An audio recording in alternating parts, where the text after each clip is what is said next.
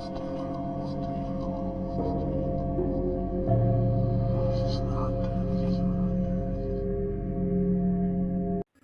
Guys, मैं हूं शुभम और मैं फिर से हाजिर हूं एक और नए रियल केस के वीडियो के साथ। और इस स्टोरी का भी प्रूफ आपको इस वीडियो के एंडिंग में मिल जाएगा। और इसके अलावा यह मेरी आंखों देखी घटना थी, तो वीडियो को बिल्कुल भी स्किप मत कीजिए गाइस और पूरे वीडियो का मजा लीजिए। तो अब आगे की कहानी मेरे नजरिए से, जिसको कि मैं आंटी के नजरिए से बताऊंगा जिनके साथ ये पूरा वाकया हुआ था। तो यह सब घटना उनके साथ तब घटी थी जब वो किराए के घर में रहा करते थे। और वो जिस घर में रहा करते थे उसी घर में उनके साथ अजीबोगरीब घटनाएं घटनी शुरू हो गई थी। जैसे एक चीज का किसी दूसरे जगह पर मिलना, मतलब उसका जगह चेंज होना, अजीब अजीब और भयानक आवाजें आना। पर यह सब तो ठीक था, पर एक दिन जब वे लोग किसी काम से बाहर गए थे और फिर वे जब घर आए तो उन सभी के होश उड़ गए थे। दरअसल उन्होंने देखा कि उनके सारे कमरे के दीवारों से छत तक जाती किसी बच्चे के धूल भरे पैरों के निशान उनके पूरे कमरे में बने हुए थे।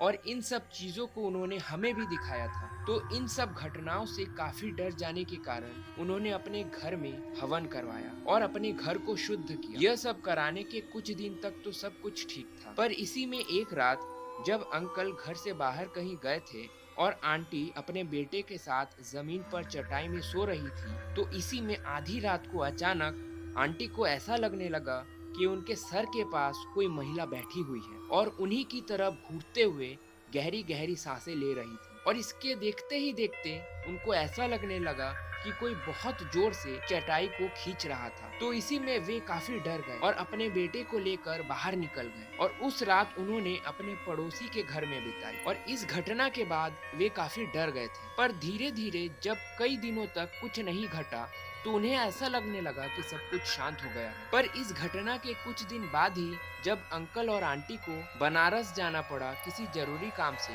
और उनके बेटे को घर पे ही रहना पड़ा क्योंकि उनका एग्जाम चल रहा था, तो इसी में एक भयानक घटना उनके साथ घट गई। दरअसल अंकल और आंटी के जाने के बाद उनके बेटे ने अपने दोस्त को भी अपने साथ रहने के लिए बुला लिया था। तो इसी में एक रात जब वो दोनों टीवी देख रहे थे तो तभी उनके टीवी के कांच पर वो दोनों देखते हैं कि उनके पीछे कोई औरत उल्टी लटक रही थी। पर जब उन्होंने पीछे मुड़कर देखा तो वहाँ कोई भी नहीं था। और ऐसा उनके साथ कई बार होने पर उनकी हिम्मत जवाब दे गई और वे दोनों अपनी जान बचाकर अपने फ्रेंड के घर पर चले गए। और एक हफ्ते बाद जब अंकल और आंटी आए तो पूरा वाकया सुनने के बाद उन्होंने वह घर तुरंत खाली कर दिया।